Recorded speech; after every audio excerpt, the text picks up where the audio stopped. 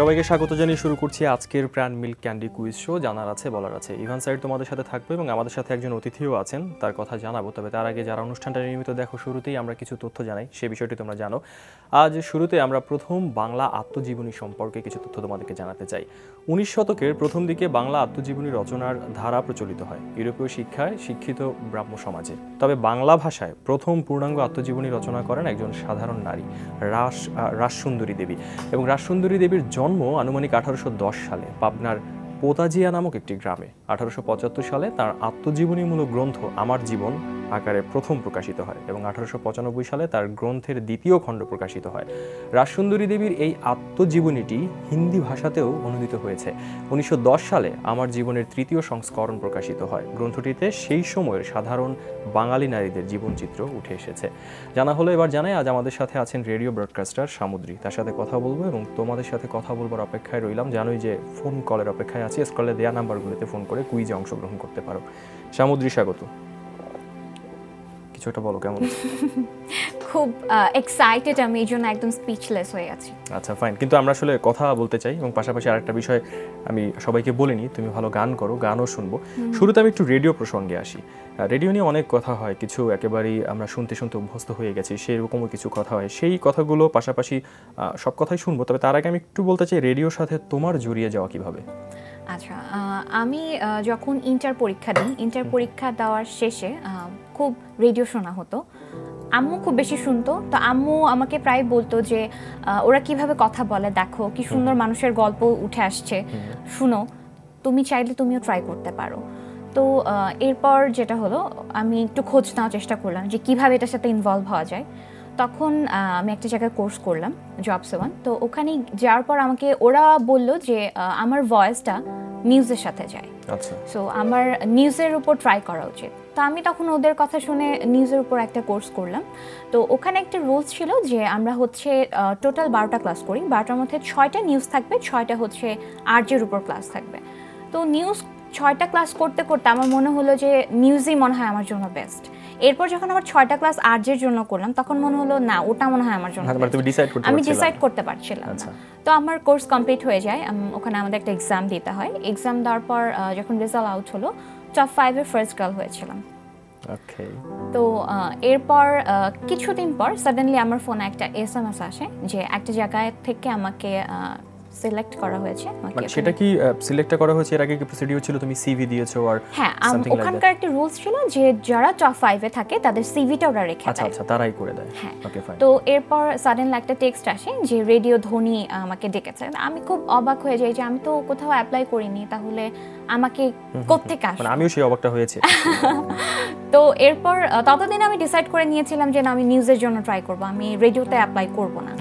তো যখন এরকম একটা চান্স আসলো, তখন ভাবছিলাম যে অডিশন জিনিসটা আসলে কি, কখনো দেখিনি, একটু ট্রাই করে দেখি। আমি একটু তোমার কথার মাঝখানে বলি, দর্শকদের উদ্দেশ্যে বলি, অনেকেই আছে যে রেডিওর এই প্রফেশনটাতে অনেক বেশি আগ্রহী হয়, তাদের জন্য একটা খানিকটা দিক নির্দেশনা বা এই কথাগুলো অনেক বেশি গুরুত্বপূর্ণ হতে পারে। হ্যাঁ, শুনছিলাম, বলো। এরপর ভাবলাম যে অডিশনটা আসলে কি, দেখা যাক, একটু এক্সপিরিয়েন্স হয়তো হবে, নেক্সট টাইম যদি কোথাও অডিশন দিই তাহলে হয়তো একটু কাজে লাগবে। তারপর খুব সাহস নিয়ে, আগের দিন খুব সাহস, হ্যাঁ অনেক নার্ভাস ছিলাম। আগে দিয়ে খুব একটা নার্ভাস ছিলাম না, কিন্তু যখন টাইম ঘনিয়ে আসলো ততক্ষণ পর্যন্ত খুব নার্ভাস হয়ে যাচ্ছিলাম। ফাইনালি যখন অডিশন দিতে গেলাম, জায়গাটা খুব নোন ছিল, কারণ জবস ওয়ানে যেখানে ক্লাস করেছি সেখানে অডিশন হয়েছে। তো যেতে যেতে খুব নার্ভাস ছিল না, কিন্তু যখন আমার রোলটা আসলো যে আমাকে এখন ভেতরে যেতে হবে, তোমাকে ডাকলো আর কি, হ্যাঁ, তখন আমি খুব নার্ভাস হয়ে গিয়েছি। কিন্তু ভিতরে ভিতরে নিজেকে সান্ত্বনা দিচ্ছি যে না, আমি পারবো, পারি না পারি কোনো কথা না, আমি দেখতে এসেছি যে আসলে আমাকে কি জিজ্ঞেস করা হয়। এরপর আমি ভেতরে গেলাম। ভেতরে যাওয়ার পর আমাকে প্রশ্ন করা হলো, লিঙ্ক দিতে বলা হলো। দিয়ে যখন বের হয়ে আসছিলাম তখন মনে হচ্ছিল যে চান্সেস হয়তো 50-50, হয়তো আমাকে নিবে, হয়তো আমাকে নিবে না। তো আম্মু বাইরে ছিল, তো আম্মু আমাকে বলছে যে কেমন হয়েছে, তো আমি বলেছি যে আম্মু হয়তো 50-50, আমাকে কল করতেও পারে নাও করতে পারে। মা সবসময় পাশে ছিল। হ্যাঁ, মা সবসময় পাশে ছিল। তাই তো। সামুদ্রিক, যে বিষয়টা আসলে আরও শুনতে চাই, কিন্তু তার আগে তোমার কথা ধরে আমিও একটুখানি কিছু বিষয় বলতে চাই। সেটা হচ্ছে যে এই যে তুমি লিঙ্ক ব্যাপারটা বললে, এটা নিয়ে অনেকের ভিতরে একটা প্রশ্ন আসতে পারে, লিঙ্ক ব্যাপারটা কি? যে কোনোভাবে রেডিও যারা কথা বলেন রেডিওতে, তারা যে কথাটা শুরু করেন, যে কোনো শুরুটা বা মাঝখানের বা শেষের অংশটা সুন্দর করে গুছিয়ে বলাটাকে লিঙ্ক বলা হয়। সে কথাগুলো শুনবো, নিঃসন্দেহে তোমাকে পেয়েছি, কথা তো শুনবো, কিন্তু আমি জানি তুমি খুব ভালো গানও করো। শুধু কথা না, আমরা একটু গান শুনতে পারি কি? অবশ্যই। আচ্ছা, একটা গান শোনা, তারপর গান নিয়েও কিছু কথা বলতে চাই তোমার সাথে। ওকে।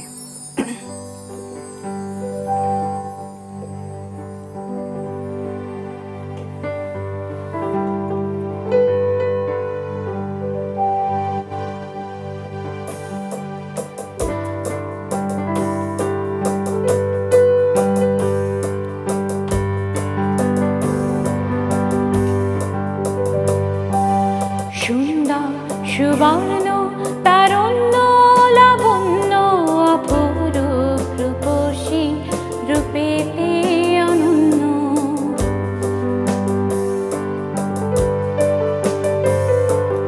সুন্দর সুবর্ণ তারণ্য লাবণ্য অপরূপ রূপসী রূপেতে অনন্য।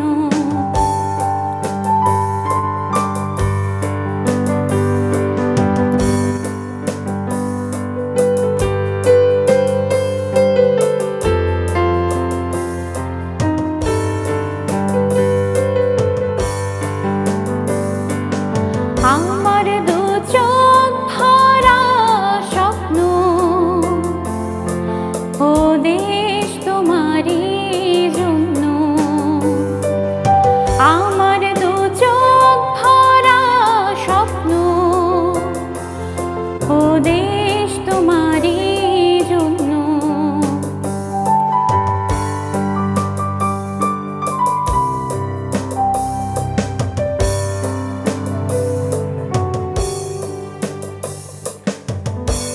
ভালো লাগলো, মানে পরিবেশটা একটু অন্যরকম হয়ে গেল, তাই না? মানে কারণটা হচ্ছে যে একটু কথা শুনতে শুনতে গানও শুনে ফেললাম। তবে কথা একটু শুনতে চাই, যে ফোনে আছে তার একটা ফোন নিতে চাই। অবশ্যই।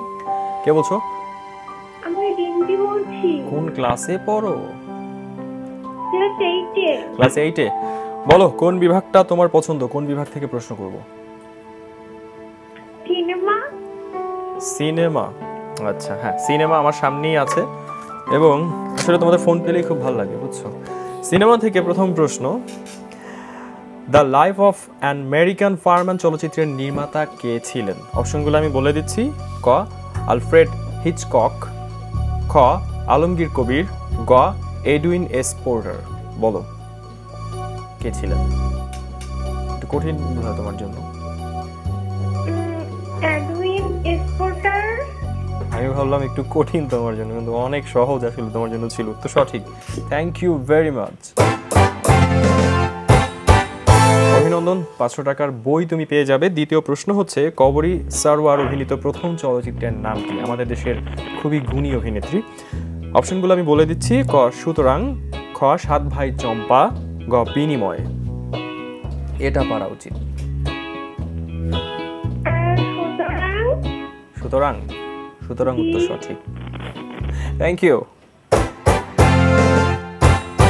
অভিনন্দন, 1000 টাকার বই হলো। আর একটু জেনে রাখো যে সুতরাং সিনেমার পরিচালক সুভাষ দত্ত 1964 সালে ছবিটি মুক্তি পেয়েছিল। এবার বলো যে পরের প্রশ্ন করব। জি, যাব। তুমি কি নিয়ম জানো? জি। আচ্ছা, ঠিক আছে। প্রশ্ন হচ্ছে, ঢাকায় প্রথম চলচ্চিত্র প্রদর্শন করা হয় কোথায়? দেখো এবং শোনো। ক, সিনেমা প্যালেস। খ, ক্রাউন থিয়েটার। গ, লায়ন থিয়েটার। বলো।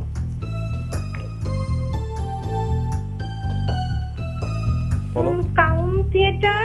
ক্রাউন থিয়েটার উত্তর নিলাম, সঠিক। Brilliant, wow, great, thank you very much. 2000 টাকার বই তুমি জিতে নিলে এবং প্রথম ফোনদাতা হিসেবে।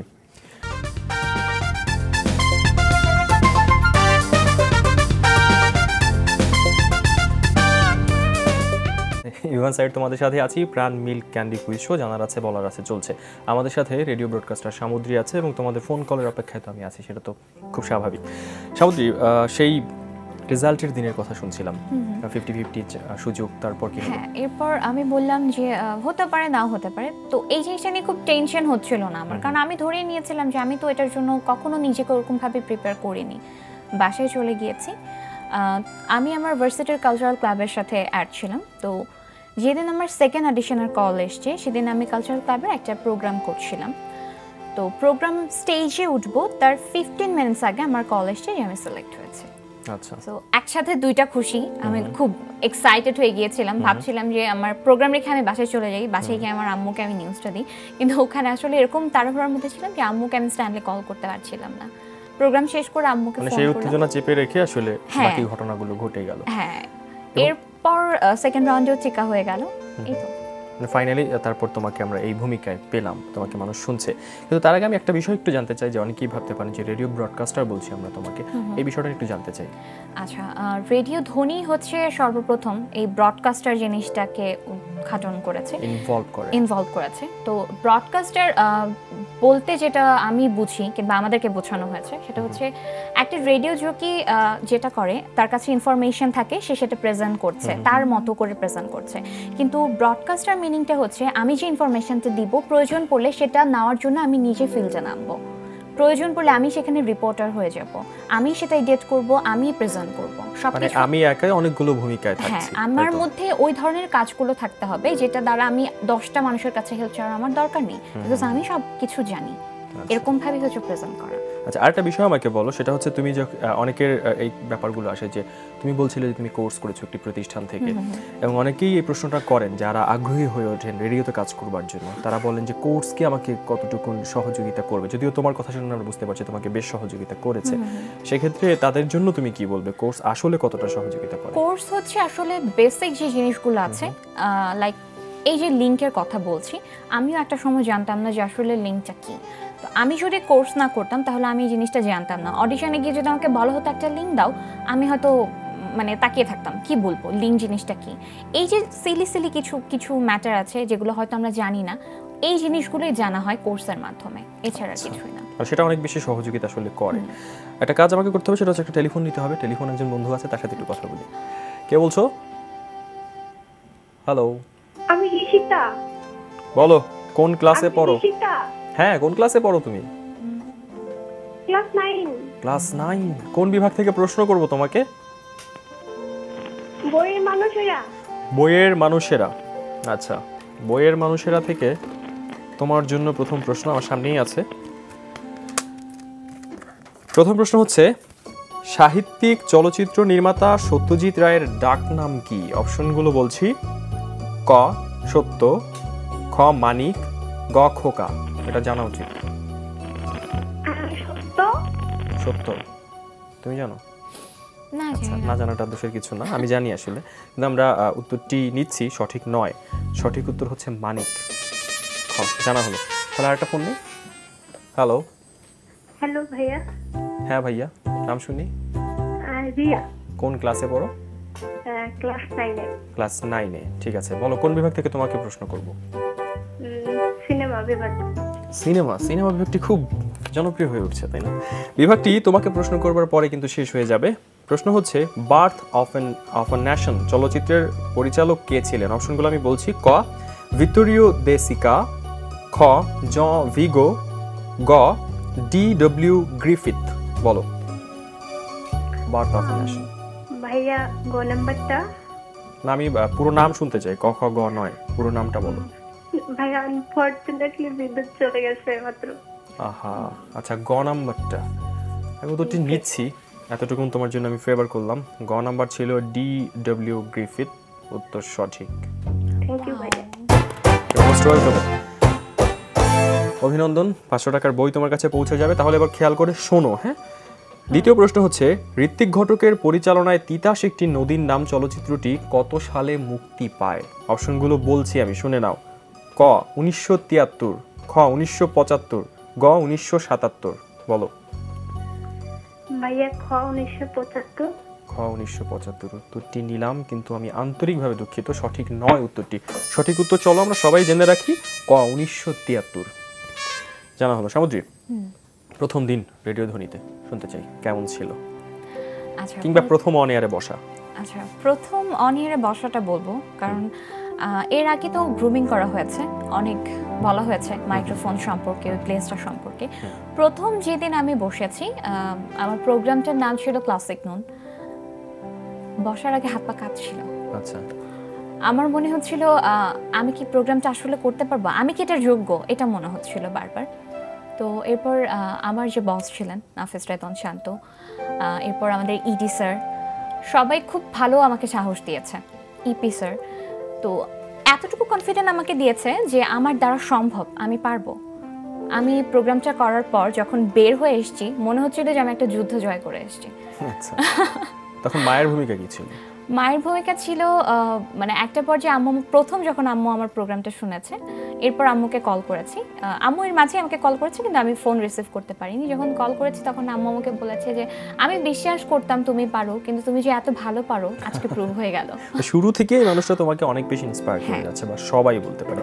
সেক্ষেত্রে শুধুমাত্র কোর্সের বাইরে তো তুমি হয়তো কিছু জিনিস শিখলে, কোর্সে গিয়ে তুমি লিঙ্কটা কীভাবে দিতে হয় বা বেসিক কিছু যে বিষয়গুলো থাকে সেগুলো শিখলে, কিন্তু একজন পারফর্মারের আই ডু বিলিভ ভালো করতে হলে আরও অনেকগুলো বিষয় নিজে থেকে ডেভেলপ করতে হয়। সামুদ্রিক সেরকম কিছু করেছি কিনা, বা কোন বিষয়গুলো মাথায় রেখে অনুষ্ঠানগুলো করো বা যে কাজগুলো করতে হয় সেগুলো করো? আচ্ছা, আমি যখন প্রোগ্রাম করি তখন চেষ্টা করি আরেকটা মানুষকে বলার জন্য যে আমার প্রোগ্রামটা শোনার জন্য। আমি যখন আমার প্রোগ্রাম করছি তখন আমি আমার ভুলগুলো কিন্তু ফাইন্ড আউট করতে পারছি না। আরেকটা মানুষ যখন শুনছে তখন তার কাছে আমি নিজেকে জিজ্ঞেস করছি যে আমার গুড সাইড বলো না, আমার ব্যাড সাইডটা বলো, কোন জায়গাটা আমি ভুল করেছি। সেই জায়গাটা যখন আমি শুনছি, আমি নিজে চিন্তা করছি, তখন যদি মনে হচ্ছে যে আসলে আমার এখানে আরও বেস্ট কিছু করা দরকার ছিল, সেটা নিয়ে আমার আরও বেশি কাজ করা দরকার ছিল, এইভাবেই এভাবে আসলে নিজেকে ডেভেলপমেন্টটা করছো।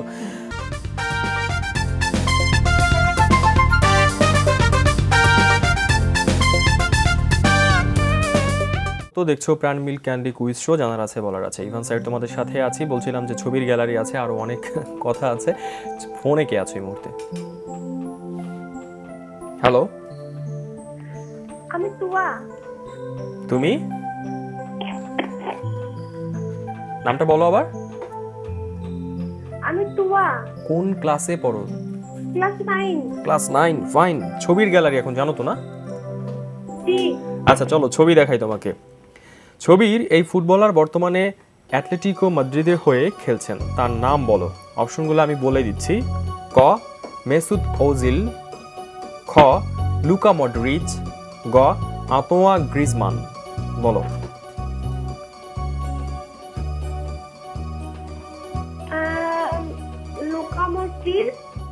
লুকা মডরিচ উত্তর নিলাম, কিন্তু সঠিক নয়, দুঃখিত। সঠিক উত্তর হচ্ছে গ আঁতোয়া গ্রিজমান। সামুদ্রী, ফুটবল ক্রিকেট কোনটা বেশি পছন্দ করো?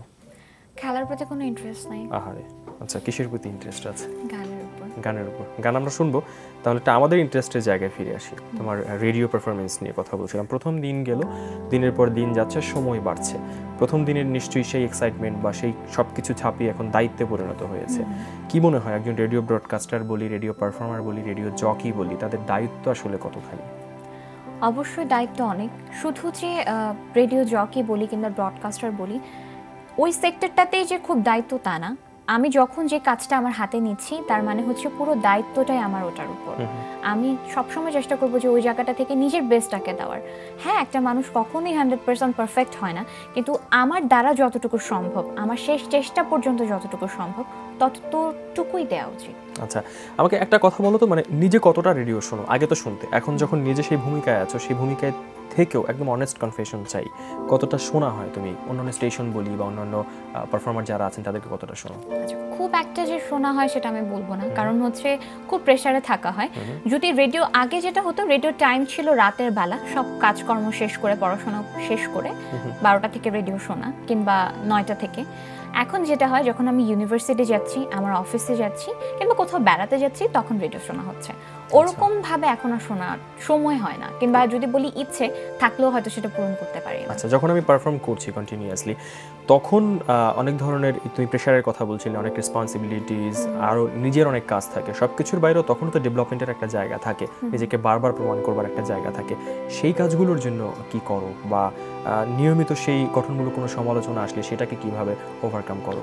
সমালোচনাটাকে খুব পজিটিভলি দেখি, কারণ হচ্ছে সবসময় যদি মানুষ বলে যে তুমি ভালোই করছো, তাহলে হয়তো আমি আমার ল্যাকিংসগুলো খুঁজে পাবো না। যখন একটা মানুষ বলছে যে তোমার এই জায়গাটা এটা করা ঠিক হয়নি, তখন ওই যে বললাম যে আমি একটা মানুষকে সবসময় বলি যে আমার কাজটা শোনো, তাহলেই আমি আমার ল্যাকিংসগুলো ধরতে পারবো, আমার রংগুলো আমি ধরতে পারবো। যদি আমাকে সবসময় মানুষ বলে যে খুব ভালো করছো, খুব প্রেস করতে থাকে, আমি আমার ভুলগুলো ধরতে পারবো না।